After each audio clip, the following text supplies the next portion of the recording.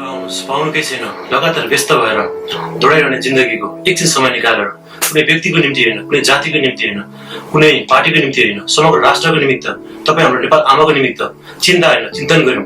चिन्ता त हाम्रो पुर्खाहरूले पनि गरे, तर खोइ देश परिवर्तनको भएन। अब चिन्तन गरौँ के भएर यो देश बन्न सकेन। विश्वकै थोरै देशहरूमध्ये धेरै नै सम्भावना बोकेको देश नेपाल हुँदाहुँदै पनि किन यो देश सधैँ विश्वको गरिब राष्ट्रभित्र परिरहन्छ।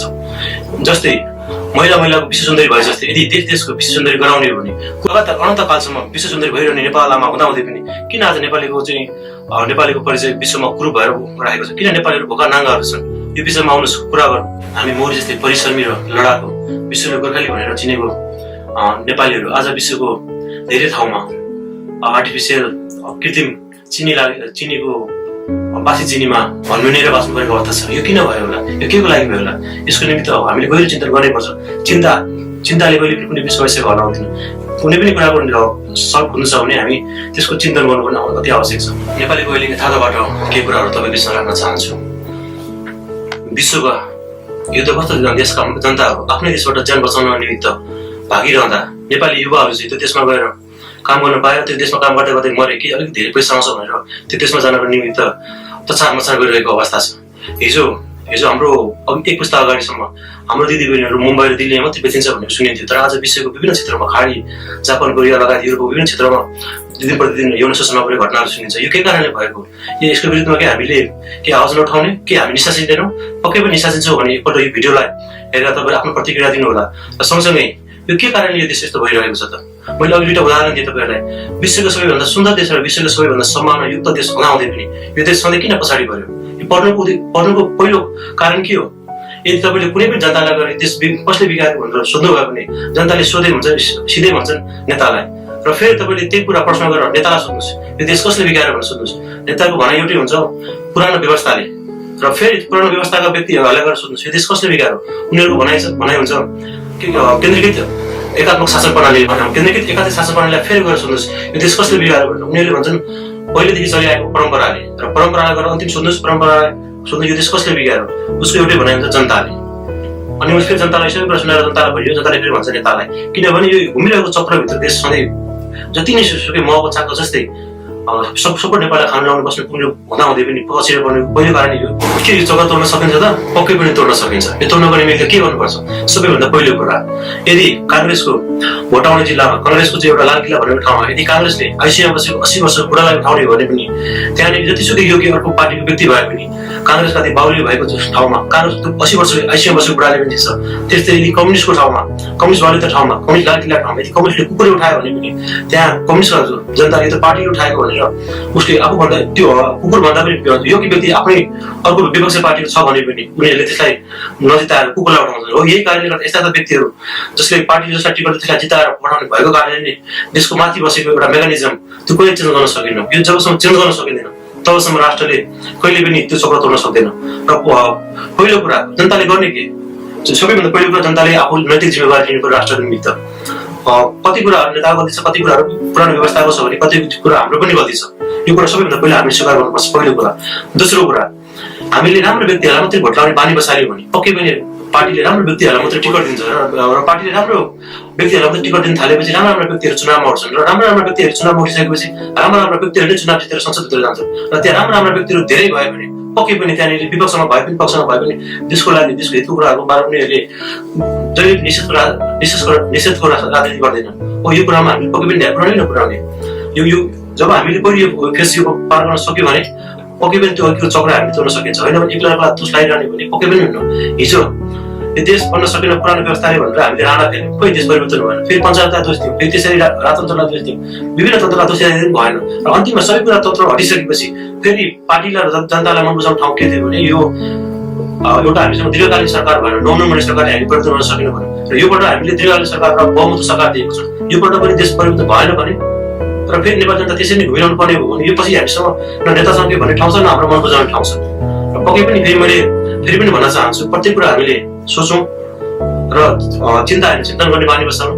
हामी नेपालीहरू अहिले विश्वको आधुनिकीकरणसँगै विश्वको विज्ञानसँगै र विश्वले लिएको सामाजिकरणसँगै निकै अगाडि भए तापनि चिन्तन गर्ने हाम्रो बानी एकदम छैन। हाम्रो खुसी माथिको मात्रै एउटा दिमागी सोच भएको कारणले गर्दा पनि राष्ट्र अझै पनि घुमेर खसिरहेको देखिरहेको छु।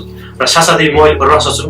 प्रवास भएको कारणले मैले प्रवास नेपालीको निमित्त के बोलिनँ भने पक्कै पनि प्रवासी नेपालीको लागि मैले अन्याय गरेको हुन्छु। मैले केही वर्ष अघि नारायण काजी कमरेड कुवेत आउँदाखेरि उहाँलाई केही कुराहरू राखेको थिएँ।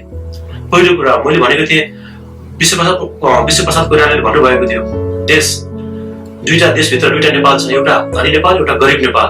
तर मैले उहाँलाई भनेको थिएँ, आज हाम्रो पुस्तासम्म आइपुग्दाखेरि विश्वप्रसाद कोइरालाको पुस्ता छोडेर हाम्रो पुस्तासम्म आइपुग्दाखेरि हाम्रो देश 3वटा भइसकेको छ। दुईटा नेपाल त ती छ, विश्वप्रसाद कोइरालाले जहाँ छोड्नु भएको थियो ती छ। तर तेस्रो नेपाल अहिले प्रवासमा छ। 50औं लाख नेपाली प्रवासमा हुनुपर्ने यो पनि एउटा नयाँ नेपाल सिर्जना हुँदै जानु। यो 3वटा नेपाललाई जोड्न सक्ने कडी के छ त? यो बारेमा मैले नारायण काजी कमरेडलाई सोधेको थिएँ र उहाँले यो बारेमा हुन्छ हामीले गर्दैछु भन्नुभएको थियो। दोस्रो मैले कुरा सोधेको थिएँ र उहाँलाई भनेको पनि थियो, सम्पूर्ण साथीलाई पनि भनेको थिएँ, अब पक्कै पनि प्रवासी नेपाली जो देशमा बसेर गर्न सक्ने योग्य व्यक्तिहरू सबै प्रवासमा छन् र त्यो व्यक्तिहरू प्रवासमा आएर विभिन्न कारणले मर्दा पनि राष्ट्रले हेरेको छैन। यी राष्ट्रलाई हेराउने र पक्कै पनि युवाहरूको महत्त्व के छ र युवाहरूको यो लासको के मूल्य छ भनेर चिनाउनु छ भने नेपालको एकमात्र अन्तर्राष्ट्रिय त्रिभुवन विमानस्थलदेखि संसद भवन धेरै किलोमिटर टाढा छ, नजिकै टाढा छ। अब सरकारले सक्छ भने सरकारले सक्दैन भने तपाईँ हामीले पैसा उठाएर हामीले त्यसमा पैसा पठाएको पैसाबाट केही हिस्सा जम्मा गरेर त्यहाँ हामीले 10-12 जना पत्रकार राख्नु, फोटोग्राफरहरू राख्नु र प्रत्येक लासहरूको उनीहरूले फोटो लिउँ। प्रत्येक फोटो लिउँ र त्यो फोटोमा उनीहरूले मात्रै के लेख्नु भने माथि उसको फोटोज, मुनि उमेर र उसको नाम मात्रै दुईटा होस्, किनभने यो कुनै जाति कुनै केही पनि नभइकन यति लेख्नु र त्यो फोटो ताजै फोटो भर्खर खिचेको ताजा फोटो तत्कालै लगेर मैले किन भने त्रिभुवन विमानस्थलदेखि संसद भवन त्यति टाढा छैन, तत्काल त्यो फोटो लगेर संसद भवन भित्तामा लगेर त्यो फोटो टाँस्ने गर्नु र प्रत्येक दिन त्यहाँ संसदमा पैसा चलिरहँदा विपक्षमा भएर गरिरहँदा ती फोटोहरूले उनीहरूलाई पक्कै पनि केही सिकाउँ। किनभने ती प्रत्येक प्रवासमा मरेका युवाको लासहरू थियो। त्यो लासहरूबाट उनीहरूले के गरौँ र जबसम्म उनीहरूको सोच आउँदैन दिनौ लासहरूको प्रत्येक दिन त्यहाँ फोटो लिएर गइरहेको र मलाई विश्वास छ एक दिन कि त संसद भवनभित्र ती युवाको लासको फोटोहरूले त्यो संसद भइन्छ कि त उनीहरूले पक्कै पनि अब त्यसको लागि गर्नुपर्ने अवस्था आएछ भन्ने सोच्ने अवस्था आउँछ र परस्पर विभिन्न कार्यक्रमहरू भइरहन्छ। मैले देखेको छु, म धेरै पनि कार्यक्रम आफै पनि सहभागी भएको छु र मलाई त लाग्छ जानेर वा नजानेर वा अप्रत्यक्ष रूपमा पनि यी परस्परमा आएर काम गर्नेहरू पनि देशका निमित्त एक प्रकारका शहीद हुन्। किनभने यिनीहरूले देशमै बसेर कुनै पार्टीको झन्डा बोकेर हिँडेनन्, देशमै बसेर कुनै पनि उनीहरूले चाहिँ 2 नम्बरी काम गरेन।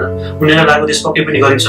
यो बेलामा हामी परस्पर बसेर केही कमाउन सकेन भने त्यसको चाहिँ अङ्ग ढाक्नलाई कपडा पनि नहुने अवस्था छ। त्यही भएर पनि हामी परस जानुपर्छ भन्ने परस आयो।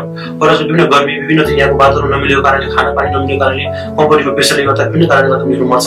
तर यिनीहरूको राजनीतिले गर्दा देशको एउटा ठुलो अर्थतन्त्रमा ठुलो टेवा पुगेको छ र पक्कै पनि मैले अघि भने यो परस हुने विभिन्न कार्यक्रमहरूमा यिनीहरूलाई पनि एक मिनट सहितको रूपमा मन धारण गरौँ। किन हामी देखेका छौँ पार्टीले भन्नुहोस् नभनुहोस् आएको घर आन्दोलनमा जाँदा चाहिँ ढुङ्गे लागेर मरोस्, 80 वर्ष बुढी हिँड्दा पनि पार्टीमा मरोस्, एउटा शहीद भनेर चुस्ने निमित्त चाहिँ 1 मिनट मन धारण गरेको छ। यी युवाहरू भनेको अप्रत्यक्ष रूपमा देशका शहीदहरू यिनीहरूको निम्ति प्रत्येक हामीले कार्यक्रममा प्रशिक्षण कार्यक्रममा 1 मिनट मन धारण गर्ने मानिवसाली हुने पक्कै पनि प्रवासी आत्मा देश कति धेरै व्यतिथिले भरिएको छ, कति धेरै विडम्बनाले भरिएको छ। देशको एकदमै काली लाग्दो अवस्थाले देखेर बाध्यताले गर्दा रवि लामिछाने विदेश हिँड्नु पर्यो र उसले फेरि देख्यो यो देशमा फेरि मैले गएर के गर्न सकिनँ भने त्यहाँ बोलिदिने कोही छैन भनेर फेरि ऊ आएर अमेरिकी नागरिक त्यागेर गर्नु पर्यो। हामीले रमेश भन्ने व्यक्ति अन्ध व्यक्ति बिचरा हामी आँखा हेर्नेहरूले के बोल्न सकिरहेको छ तर अन्ध भएर पनि त्यसको निमित्त यहाँ आँखा हेर्नेले के गर्न सक्दैन भनेर बोल्नु परेको अवस्था छ। भनेपछि तपाईँहरू आँखा देखेर बोलेर नेपाली नागरिक भनेर बस्ने तपाईँ हाम्रो केही दायित्व छैन त्यसको लागि?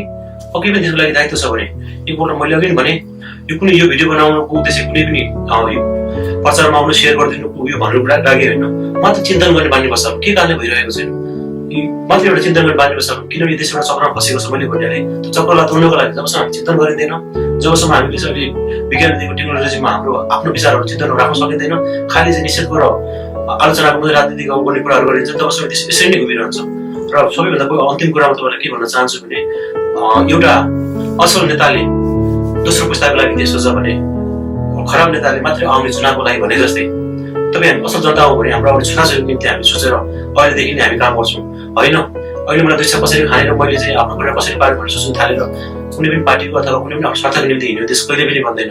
एकपल्ट सोच्नुहोस्, चिन्तन गर्नुहोस्। जय नेपाल, जय नेपाली।